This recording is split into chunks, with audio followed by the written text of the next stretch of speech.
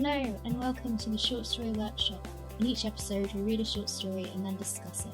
This week's story is The Foghorn by Bradbury. Matt, you picked this story. Yes, there are two reasons.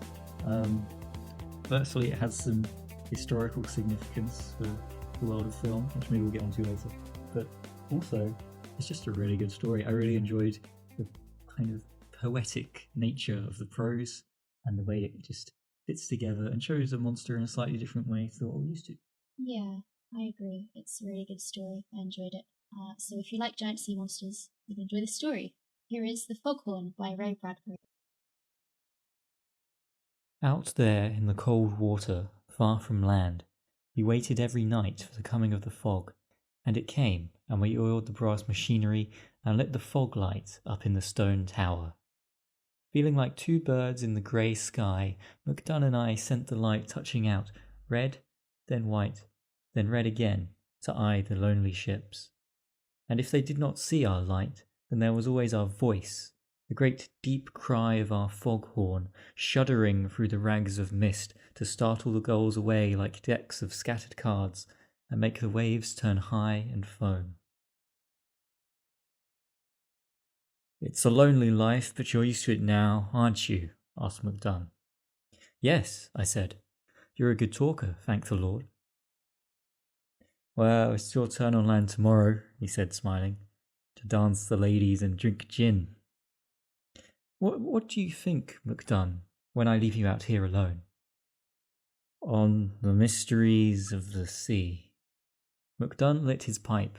It was 7:15 of a cold November evening, the heat on, the light switching its tail in 200 directions, the foghorn bumbling in the high throat of the tower. There wasn't a town for 100 miles down the coast, just a road, which came lonely through the dead country to the sea, with few cars on it, a stretch of 2 miles of cold water out to our rock, and rare few ships. "The mysteries of the sea," said McDunn thoughtfully. "You know, the ocean's the biggest damned snowflake ever. It rolls and swells 1,000 shapes and colours, no two alike. Strange. One night, years ago, I was here alone when all of the fish of the sea surfaced out there. Something made them swim in and lie in the bay, sort of trembling and staring up at the tower light, going red, white across them so I could see their funny eyes. I turned cold. They were like a big peacock's tail, moving out there until midnight. Then, without so much as a sound, they slipped away. 1,000,000 of them was gone. I kind of think maybe, in some sort of way, they came all those miles to worship. Strange, but think how the tower must look to them, standing 70 feet above the water, the godlight flashing out from it, and the tower declaring itself with a monster voice. They never came back, those fish. But don't you think for a while they thought they were in the presence?" I shivered. I looked out at the long grey lawn of the sea stretching away into nothing and nowhere. "Ah, the sea's full." McDunn puffed his pipe nervously, blinking. He had been nervous all day and hadn't said why. "For all our engines and so-called submarines, it'll be 10,000 centuries before we set foot on the real bottom of the sunken lands in the fairy kingdoms there, and no real terror. Think of it, it's still the year 300,000 before Christ down under there. While we've paraded around with trumpets lopping off each other's countries and heads, they've been living beneath the sea 12 miles deep and cold in a time as old as the beard on a comet." "Yes, it's an old world." "Come on, I got something special I've been saving up to tell you." We ascended the 80 steps, talking and taking our time. At the top, McDunn switched off the room lights so there'd be no reflection in the plate glass. The great eye of the light was humming, turning easily in its oiled socket. The foghorn was blowing steadily, once every 15 seconds. "Sounds like an animal, don't it?" McDunn nodded to himself. "A big lonely animal crying in the night, sitting here on the edge of 10 million years calling out to the deeps, 'I'm here, I'm here, I'm here.' And the deeps do answer, yes, they do. You've been here now for 3 months, Johnny, so I better prepare you. About this time of year," he said, studying the murk and fog. Something comes to visit the lighthouse. The swarms of fish, like you said? No, this is something else. I put off telling you because you might think I'm daft, but tonight's the latest I can put it off. My calendar's marked right from last year. Tonight's the night it comes. I won't go into detail. You'll have to see it for yourself. Just sit down there.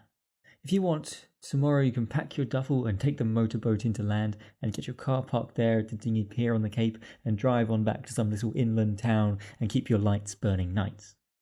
I won't question or blame you. It's happened 3 years now, and this is the only time anyone's been here with me to verify it. You wait and watch. Half an hour passed with only a few whispers between us. When we grew tired waiting, MacDunn began describing some of his ideas to me. He had some theories about the foghorn itself. One day, many years ago, a man walked along and stood in the sound of the ocean on a cold, sunless shore and said, "We need a voice to call across the water to warn ships. I'll make one. I'll make a voice that is like an empty bed beside you all night long, and like an empty house when you open the door, and like the trees in autumn with no leaves. A sound like the birds flying south, crying, and a sound like November wind in the sea on the hard, cold shore. I'll make a sound that's so alone that no one can miss it, that whoever hears it will weep in their souls, and to all who hear it in the distant towns. I'll make me a sound and an apparatus, and they'll call it a foghorn, and whoever hears it will know the sadness of eternity and the briefness of life." The foghorn blew. "I made up that story," said MacDunn quietly, "to try to explain why this thing keeps coming back to the lighthouse every year. The foghorn calls, I think. It comes."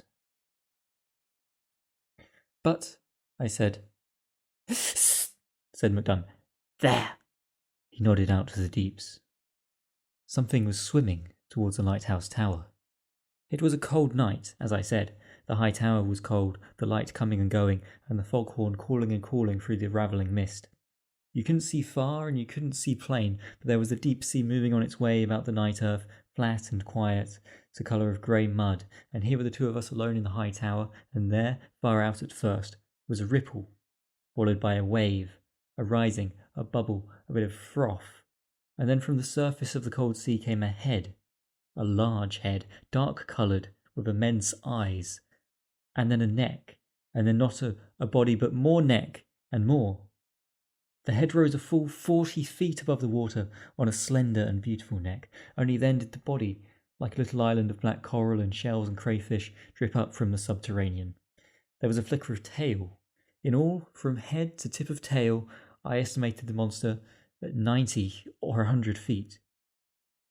I don't know what I said. I said something. "Steady, boy, steady," whispered MacDunn. It's impossible," I said. "No, Johnny, we're impossible. It's like it always was 10 million years ago. It hasn't changed. It's us and the land that have changed, become impossible. Us." It swam slowly and with a great majesty out in the icy waters far away. The fog came and went about it, momentarily erasing its shape. One of the monster eyes caught and held and flashed back our immense light, red, white, like a disc held high and sending a message in primeval code. It was as silent as the fog through which it swam. "It's a dinosaur of some sort." I crouched down, holding to the stair rail. "Yes, one of the tribe." "But they died out." "No, only hid away in the deeps, deep down in the deepest deeps. Isn't that a word now, Johnny? A real word, it says so much. The deeps. There's all the coldness and darkness and deepness in the world in a word like that." "What do we do?" "Do? We got our job. We can't leave. Besides, we're safer here than in any boat trying to get to land. That thing's as big as a destroyer and almost as swift." "But here, why does it come here?" The next moment I had my answer. The foghorn blew, and the monster answered. A cry came across 1,000,000 years of water and mist, a cry so anguished and alone it shuddered in my head and my body. The monster cried out at the tower. The foghorn blew. The monster roared again. The foghorn blew. The monster opened its great toothed mouth, and the sound that came from it was the sound of the foghorn itself, lonely and vast and far away. Sound of isolation, a viewless sea, a cold night, apartness. That was the sound. "Now," whispered MacDunn, "do you know why it comes here?" I nodded. "All year long, Johnny. That poor monster there lying far out, 1,000 miles at sea, 20 miles deep, maybe, biding its time, perhaps 1,000,000 years old. This one creature. Think of it, waiting 1,000,000 years. Could you wait that long? Maybe it's the last of its kind. I sort of think that's true. Anyway, here come men on land and build this lighthouse 5 years ago, and set up their foghorn and sound it out towards the place where you bury yourself in sleep and see memories of a world where there were thousands like yourself, but now you're alone, all alone, in a world that's not made for you, a world where you have to hide. But the sound of the foghorn comes and goes, and you stir from the muddy bottom of the deeps, and your eyes open like the lenses of 2-foot cameras, and you move, slow, you have the ocean sea on your shoulders, heavy. But that foghorn comes through 1,000 miles of water, faint and familiar, and the furnace in your belly stokes up, and you begin to rise, slow. You feed yourself on minnows, on rivers of jellyfish, and you rise slow through the autumn months, through September when the fog started, through October with more fog and the horn still calling you on, and then, late in November, after pressurizing yourself day by day, a few feet higher every hour, you are near the surface and still alive. You've got to go slow. If you surfaced all at once, you'd explode. So it takes you all of 3 months to surface, and then a number of days to swim through the cold waters to the lighthouse, and there you are, out there in the night, Johnny, the biggest damn monster in creation. And here's the lighthouse calling to you, with a long neck like your neck sticking way up out of the water, and a body like your body, and most important of all, a voice like your voice. Do you understand now, Johnny? Do you understand? The foghorn blew. The monster answered. I saw it all. I knew it all. The 1,000,000 years of waiting alone for someone to come back who never came back. The 1,000,000 years of isolation at the bottom of the sea. The insanity of time there. While the skies cleared of reptile birds, the swamps fried on the continental lands, the sloths and saber-tooths had their day and sank in tar pits, and men ran like white ants upon the hills. The foghorn blew. "Last year," said MacDunn, "that creature swam round and round all night, not coming too near, puzzled, I'd say, afraid, maybe, and a bit angry after coming all this way. But the next day, unexpectedly, the fog lifted, the sun came out fresh, the sky was as blue as a painting, and the monster swam off away from the heat and the silence and didn't come back. I suppose it's been brooding on it for a year now, thinking it over from every which way." The monster was only 100 yards off now, it and the foghorn crying at each other. As the lights hit them, the monster's eyes were fire and ice, fire and ice. "That's life for you," said MacDunn. "Someone always waiting for someone who never comes home.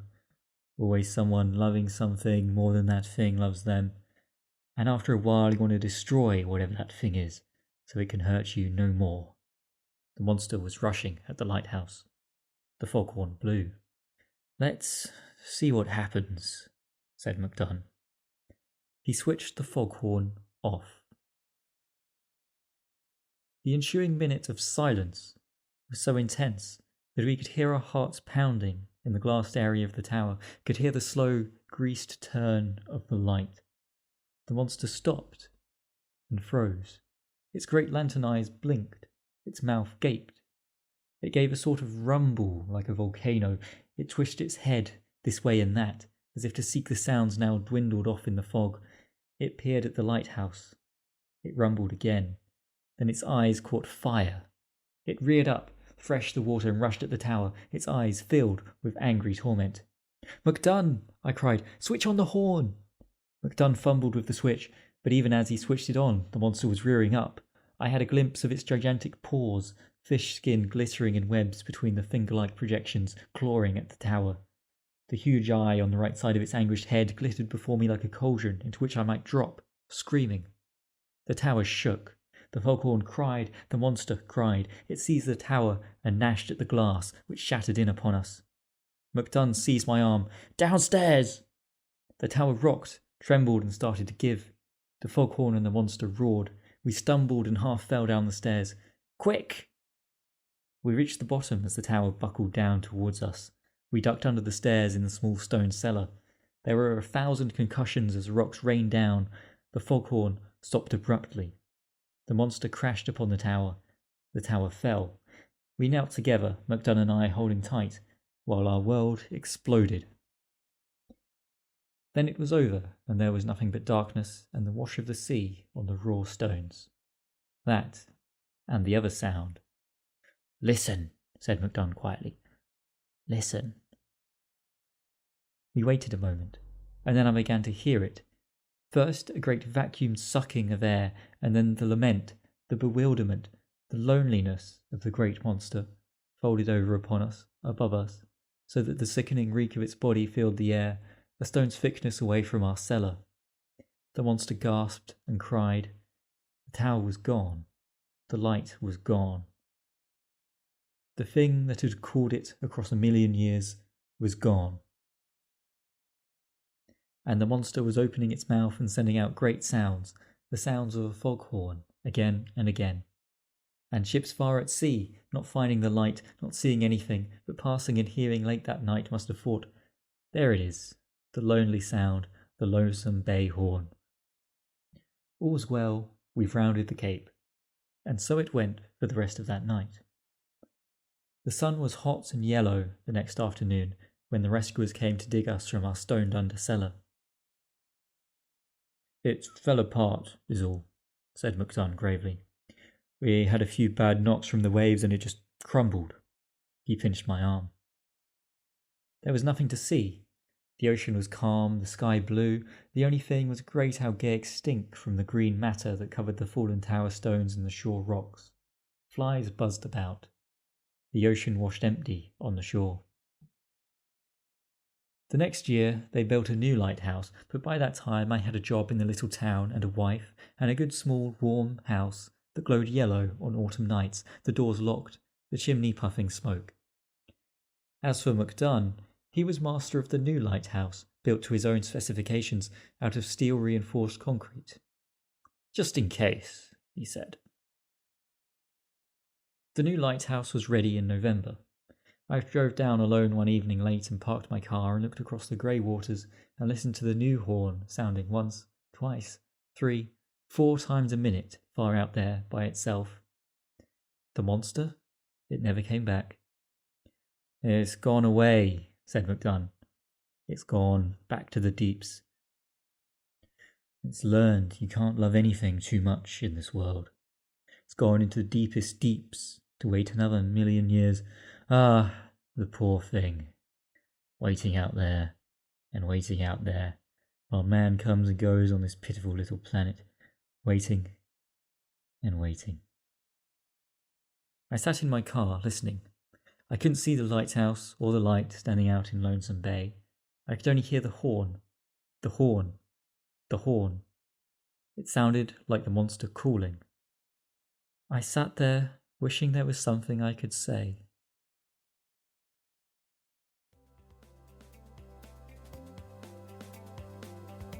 I really liked this story because I felt like there was kind of 2 layers to it. So there's what's actually happening, which is a giant monster turns up and destroys a lighthouse, which is pretty scary and bad, and our characters get buried in the rubble, and there's not really much they can do. But at the same time, they're telling us this story about how lonely the monster is and how it's come to the lighthouse because it's the only thing it can find that it's like itself. It makes the same kind of noise. It even looks a little bit similar because it's of such a great size, and it makes it quite poignant and sad. So I really like what this story is doing. I think it's so clever. So sad. I was not expecting it to be so Yeah. sad. Like, oh, what's going to happen? Oh, it's going to be some creepy Lovecraftian monster of the depths. And the monster turned up and I was just there like, oh, baby, give you a cuddle. So you felt sorry for the monster. Oh, yeah. How could you not? It's all alone. But yeah, I really like the story. Did you not feel sorry for the monster? Well, I wasn't sure because we don't have any direct indication from the monster that that's what's actually going on in its mind. We've only got the word of the lighthouse keeper. So there's a bit earlier in the story where he says something about him. He tells his friend the story of why he thinks the foghorn sounds like it does. They wanted something that sounded big and sad so it would warn everybody. And then he says, oh, I tell myself that story to explain it to myself. And I wondered if he'd done something similar with the monster. He tried to explain it or make a story to explain it so it doesn't seem as frightening to him. Maybe you could read it like that. I thought that was an interesting idea that he had found some humanity in a monster rather than the monster itself being human, if that makes sense. Yes. Yeah, I can see that. Yes, I really like that layer to this story, that you ultimately we just have this kind of salty sea dog character who tells us the story in a very enigmatic and poetic way that I really like. But it is something that he's constructed, and I mean the evidence that we see supports his story, but we can't really know for sure. So I would love to believe that the monster is a lonely monster and he's not. He's just angry that the lighthouse won't properly talk to him or her. But it felt kind of like, I feel like romantic is the wrong word, but do you know what I mean? It didn't feel quite real. Like a kind of romantic view of what was actually happening, which was that they almost died because a monster crushed the lighthouse. And this guy knew it was going to happen. Very laissez-faire about the whole thing, isn't he? He's like, oh, the big monster's going to show up. And then only when it actually starts physically attacking the lighthouse is he like, well, maybe we should leave. Yeah, I don't know if he thought it would be the same as last time where the monster just kind of swam around for a bit, like a bit confused, and then disappeared again. Maybe. Well, it's very typical of human nature with predators, isn't it? We like to soften them. Like, oh, it's not really that bad. Like when you see people adopting, like, tigers and wild animals and things because, like, they forget that it is a wild animal just because it shows something that humans recognize as, like, kindness or, like, something else we consider a good or positive quality, if we forget what it is. Humans like to personify things in general. It's like a weird glitch in our programming, if you ask me. Yeah, I do it to computers, actually. It's just easier if I can think the computer is throwing a mood, it's not my fault. So, why do we think the creature destroyed the lighthouse this time around? And do we believe that it's, as McDunn says, it's because it's mad that the lighthouse isn't talking to it in proper monster talk or whatever? Yeah, I think maybe that's accurate. I mean, if we believe his story, this monster showed up before and saw what the situation was, then left, and then came back the same day the next year for some oddly specific reason. And maybe there's a good reason why it only shows up on this particular day, but it's had a year to think about things. And maybe the conclusion it came to was, screw that lighthouse. If it's not real, I don't want it to be a pretender. I am the only one. Yeah, okay. I mean, I think whether it's for exactly the reason he says, the attack comes when he turns the lighthouse foghorn off.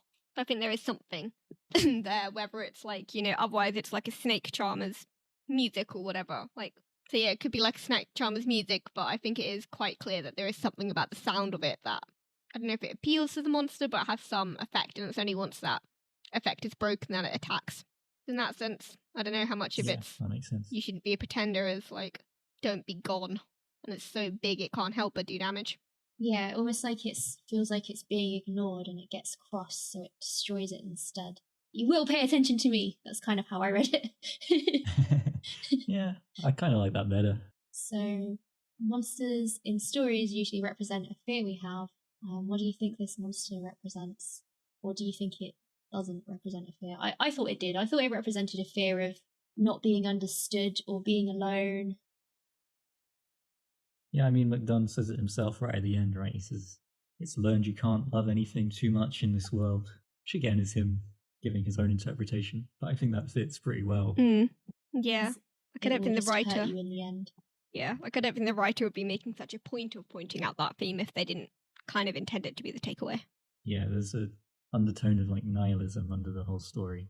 Like, the only other potential theme I could see was like fear of the unknown, because they also make the point of how much of the ocean we don't know and how that world hasn't kind of changed in the same way that the human world has. Yeah, it's true. It's one of my favourite things to think about, actually, what could be lurking under the sea. There's all kinds of weird stuff down there that we have found, and there's so much that we haven't found. Could be a bloody great monster down there for all we know. That's true. But yeah, so I guess with that line, it's a fear of loving too much, or that of not being loved back. Well, I think it's more the idea that everything fades eventually, right? Okay, so that kind of fits with he's the only monster left. Yeah, it's fatalism, basically. And no one wants to be the last monster left. Well, by virtue of being the last one left, you become a monster because there's no one like you. Like, if there was just a big species of these things going around, we'd be like, oh, it's a very big pod of blue whales or something. But because it's the only one. I know. Something inherently monstrous about loneliness, I think, but anyway. So, you've both heard me talk about this before, but it seems kind of relevant. For ages, there was a legend about there being a whale that none of the other whales could hear because it was communicating on a different frequency, and it was called the 52 hertz whale. People online went crazy about this whale. They felt so sorry for it, so much sympathy with it. They were like, that's us, we're like that. And I wondered if that was a similar reaction to how we felt about the monster in the story as well. Like, we all respond to something that's alone and we feel like a kinship or empathy for it. It's kind of messed up when you think about it, that we as humans, in a massively growing population, can still look at creatures that are literally the last of their species and be like, yep, that's me. Yeah, I know. I mean, population's growing, but there is still something to be said about, like, how much you're actually making a deep connection with people despite the amount of people. Like, the amount almost kind of makes it worse. Yes. So it's a kind of an interesting juxtaposition with the being the only one, because at least if you're the only one, you know why. Like, you're lonely. Like, it's not that there's someone right there. Like, that's what's so sad about the lighthouse, isn't it? Because if he's not the only one, and there is someone right there, but you just can't connect to it, it's even more sad than just being the only one. Yes. I really get frustrated when I can't communicate with somebody. Sometimes I want to destroy the other person / lighthouse as well. I mean, I think it's a growing theme in fiction to show loneliness, because you're right, it is growing, I think, amongst people. And I think we don't really have a good understanding of why exactly or how to deal with it. World events have not been very helpful with this. Yeah, exactly. The choice to set it on a lighthouse itself is quite interesting as well, from like all the different things a lighthouse can mean. Like, from being isolation because you're one or two people alone on a night on like a lighthouse in the middle of nowhere, to like lasting for a long time because they're there to kind of stay forever, or a really, really long time anyway, like against all the storms and everything. But then also kind of like safety and hope, which it's just, I don't know, I think it works really well for this story because it kind of encapsulates a lot of the themes, the setting. I mean, that's the whole point of a lighthouse, right? Is to say, hey, there are people here, watch where you're going. Don't crash into the rocks. Yeah. Right. Okay, so have you got any favourite monsters in fiction, and why do you like? Can we shout out Attack on Titan real quick? I Sure. assumed you were going to. Why not? I've consumed many pieces of media that featured giant monsters. Attack on Titan circumvents the biggest problem with this kind of story, which is, how do you make your giant creatures react to your presumably quite grounded human plot? And Attack on Titan says you make them the same thing, and it works really well. And the monsters are actually pretty well designed. They have different abilities. They're kind of creepy. Oh god, they're so creepy. I don't know what goes on in his head that he can draw such things, but I like it. It's because they are people shaped, but they don't look, their proportions are wrong and they don't look quite right, and some of them you can see their insides. It's all just very I mean, I think that fits shudder. into our big fear / fascination with monsters. Is it's like us but not like us at the same time. The same with when you Right. get like more Yeah. humanoid monsters of like, I don't know, serial killers or mass murderers in fiction, for example. Looks like us, not like us, because they obviously do things that we consider horrific. Or like vampires, again, close but not quite. Uncanny. I thought I had a favourite monster selected for this question, and now I'm struggling to think of it. Don't know if I have a favourite. I have lots of favourites. I was initially going to go, oh, I like the Top humanoid three. ones, the human monsters, but I don't know how true that is. One that fits well for this story, which always got me as a kid, was oh god, what's the English translation? The Groke in Moomins, which is it's an insatiable kind of force of nature. Like, it's a very cold creature, and it freezes and kills everything that it touches. Bearing in mind this is a children's book, so like it's kind of an antagonistic character because all the characters are terrified of it because of what it can do. But in one of the stories, it just talks about how lonely the creature is because it's so cold. And it's just like, oh my god. Oh no. I didn't know they did this kind of stuff in the Moomins. It's pretty mad. Yeah, Moomins is hardcore. I love it. I thought the Moomins were all just like all friendly and they lived on a farm. I mean, they or are really something. friendly and really loving, but then they also come across characters who are like the Groke. Or there was another one from the stories is called The Invisible Girl, about a young girl whose aunt neglected her so badly and like yelled at her that she just turned invisible. And it's only throughout the story and the Moomin's kind of kindness towards her that she becomes Invisible Girl again.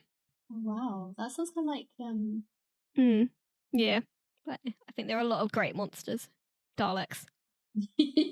Oh my god, at Comic-Con, I was just wandering around and this Dalek came up to me and looked at me with its creepy eye stalk. I ran away. It was a really good Dalek. It was really massive, and I don't know how I didn't see it, but it was just suddenly there. I do think the Daleks are really great monsters, because they just want to kill things. That's all they're there. That's their sole purpose is, I guess, as a machine. They're there to kill you, which is just terrifying. Also, I will shout out my other Who monster. They're not used especially well, I don't think, but the Cybermen are like, oh my god, I really hate them because they take everything unique about you and make you into like a cyber uniform. Yeah. That idea is just terrifying to me, and I don't think it's been explored enough. It really hasn't. Because it takes anything unique about you and gets rid of it, and that's just scary to me. Like, imagine if everybody was this exactly the same. You want it like a sweet spot, so you have people who are not like massively different, but not also exactly the same, because that's just creepy as well. All right, so McDunn has seen this monster before, and it kind of shows up again, and he seems to know it's going to show up again. Why doesn't he tell anyone? Like, you don't think like if it were me, What for? I'd just be like, hey guys, by the way, a giant monster might show up, just in case we need help. Well, first of all, nobody's going to believe you. Yeah. I suppose. Like, he makes the point, doesn't he? Like, it'll be the first time someone else has actually seen it, so tell me if you kind of see what I see. Right, yeah. I get the impression that if anyone else was around, he definitely would tell them. Okay. So I guess he's quite far out. Like, I would want to like warn some ships or whatever, like maybe don't sail this way because there's a bloody great monster.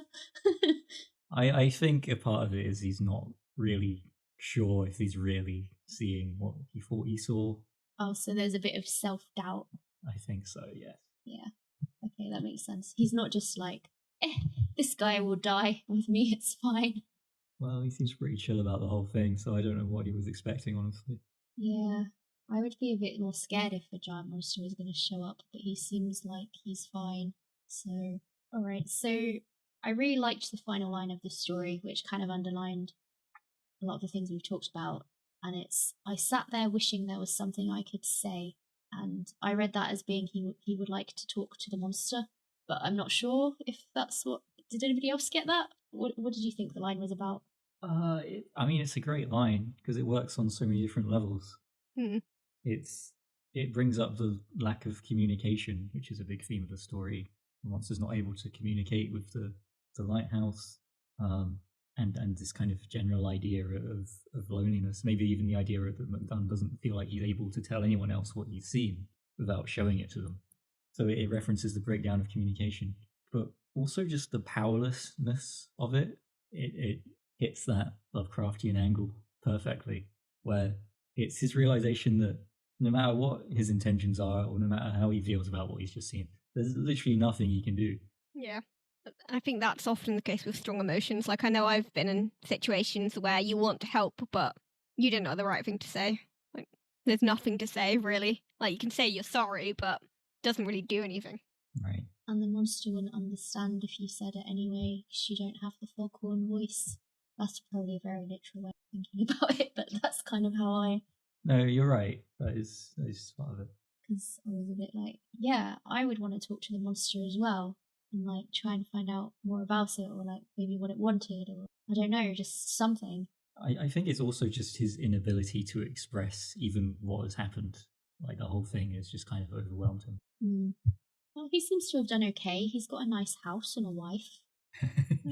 Yeah, being the only thing left on the planet or of your species would certainly make you want to get married and procreate, wouldn't it? Like, oh no, Oh, so you don't want that to be me. Better have some kids. Yeah, I suppose so. I like that idea. That's funny. All right. Has anyone got anything else they'd like to say or talk about? I need to talk about the historical significance of this story Yes. that you will not be aware of. No. Tell us. So, in 1953, this story was written for a start, but also the film was being made in America called, well, that's the thing, it didn't have a title, but it featured a monster destroying a lighthouse. Just like in the story. Right. And someone said to the director of this film, hey, Ray Bradbury just wrote a story with a monster that destroys a lighthouse. And the director said, oh, cool. And they bought up the rights and they stole the story's title, which at the time, this story had a different name. Ray Bradbury originally titled it The Beast from 20,000 Fathoms. Oh. So the director took the title, he called his film The Beast from 20,000 Fathoms, inspired by the story by Ray Bradbury, and it was an incredible marketing ploy, and it worked brilliantly. Even though the film is good, but it's not really like the story. Like, it's similar in the way that it has a giant monster, which is presumed the last of its kind, and there's a lighthouse, and that's about it. Oh, that's a shame. Like a more direct adaptation would have been interesting. Yeah, I agree. I would really like to see a direct adaptation of this story. Anyway, a number of things happened after that. It kind of kicked off the boom of giant monster movies in the 50s because it was so amazingly successful, in part because it had Ray Bradbury's name on it. I think Bradbury didn't really like that this happened, considering he later changed the title of his story to Foghorn. But, you know, that's marketing for you. And, of course, one of the main things was Japanese film director Tomoyuki Tanaka saw The Beast from 20,000 Fathoms, and then he was on an intercontinental flight, and he looked at the sea, and he thought, wow, imagine if The Beast from 20,000 Fathoms just rose up out of the water. And then the next year he directed Godzilla. I knew we were going to get to Godzilla the second you didn't say Godzilla to the monster question. Yeah, we're getting there eventually, of course. I was like, I know your favourite monster. Godzilla, What were you talking about? Why are you being quiet on Godzilla? There we go. Stalling. That's what you were doing. Yeah, you're right. Crafting the most I mean, it's epic plot twist for the podcast. This is our finale. Now we have Godzilla. It's one of the most long-running film series in history. It's massively influential, and it's funny that maybe without Ray Bradbury's short story, it wouldn't have looked this way. That's very true. I did not expect this story to be the origin of Godzilla, I must say. I thought it was almost in like... a roundabout way. Yeah. But, you know. I almost thought it was like an anti-Godzilla because of its kind of message about the monster being lonely, whereas in Godzilla it's more like Godzilla is mad and wants to stomp on cities. At least the ones I've seen. Well, Godzilla has been many things over the course of 36 films. I mean, Shin Godzilla, the more recently... Oh god, you've got me started now. Okay, I'm ready. Shin Godzilla 2016, he's evidently in pain the whole time, and there are themes of loneliness in that film. So, you know, it comes up. Well, there we go. I do love that he got this idea while he was on a plane as well. And imagine something coming out of the water to snatch the plane. I assume. Yeah, it's quite creepy. It's a very creepy idea. It's not one I'm going to be thinking about while flying. Well, there we go then. The story may have kickstarted Godzilla and other kaiju movies, so it's definitely worth reading. And it's just a good story, so... Not to. Thank you for listening. Please leave a comment on our website, shortstoryworkshop.com, to let us know what you thought. You can also find all our previous short stories and episodes. We'll be back with another story in a couple of weeks. Goodbye.